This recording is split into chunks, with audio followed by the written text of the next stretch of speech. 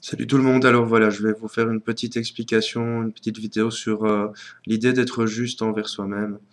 Euh, je remarque souvent au fil de mes travaux, enfin tout ce que je fais en réalité dans ma vie, que la moitié des gens n'est pas tout à fait en accord avec eux-mêmes. En réalité, ce qui se passe, c'est que souvent on est formaté hein, dans notre société, on est formaté par j'ai envie de dire, l'éducation qu'on reçoit, nos professeurs, par l'idée de devoir trouver un travail stable, d'avoir un revenu stable pour pouvoir s'en sortir, j'allais dire exister dans la société, même si c'est un petit peu ça, mais surtout s'en sortir. Le fait est que malgré ça, on peut malgré tout être juste envers soi-même. Être juste envers soi-même, c'est se respecter. Respecter qui on est, respecter nos besoins, respecter nos attentes, respecter notre personnalité, notre personne. Alors c'est un petit peu délicat parfois de se respecter parce que quand on dépend d'un patron, quand on dépend de clients, quand on dépend de ce genre de choses, on ne peut pas toujours se respecter, il faut faire des concessions. Mais je pense que parfois, les concessions peuvent aussi être une marque de respect envers qui nous sommes, parce que quand on respecte les autres, on a envie de faire des concessions pour eux, et rien que le fait de les respecter, ben on se respecte aussi finalement, parce que faire des concessions, c'est respecter l'autre, et respecter soi aussi parce qu'on fait plaisir à l'autre, pas forcément dans l'attente d'un retour, mais surtout parce que ça nous fait plaisir, et à partir du moment où ça nous fait plaisir, ben on se respecte, et on est juste envers soi-même. Maintenant, le problème, c'est que parfois, on fait les choses par obligation pour ne pas décevoir, pour ne pas attrister, pour ne pas se décentrer de la société ou de notre zone sociale.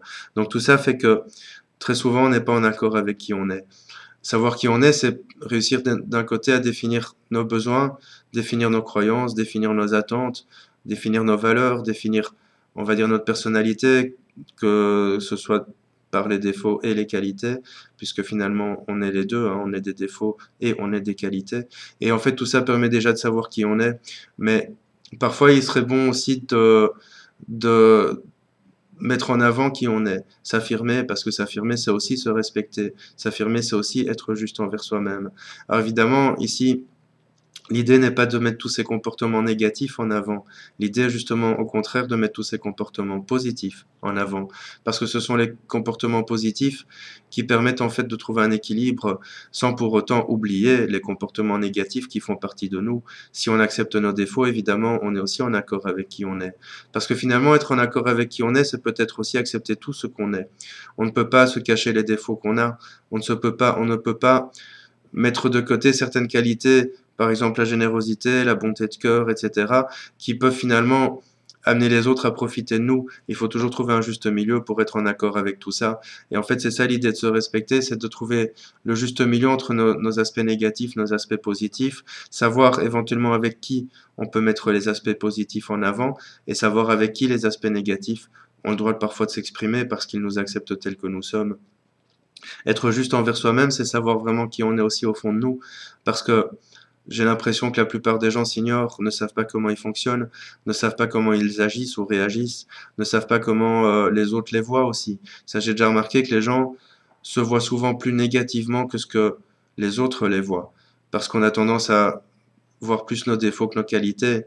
Être juste envers soi-même, ce n'est pas forcément avoir trop confiance en soi, loin de là, c'est trouver l'équilibre, l'équilibre de qui on est, de ce qu'on peut apporter aux autres, de ce que les autres aussi peuvent nous apporter finalement.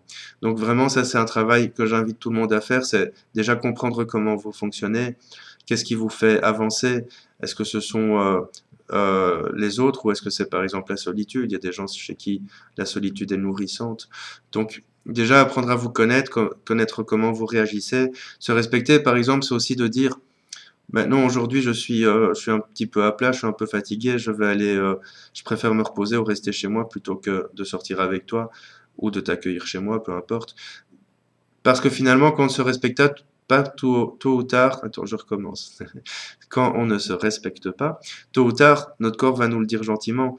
Il va nous exprimer tôt ou tard que on n'est pas en accord avec qui on n'est pas en accord avec notre être profond, et que du coup, ben, fondamentalement, le corps va s'exprimer au travers de maladies, au travers de petits bobos, de fatigue, de sommeil léger, etc.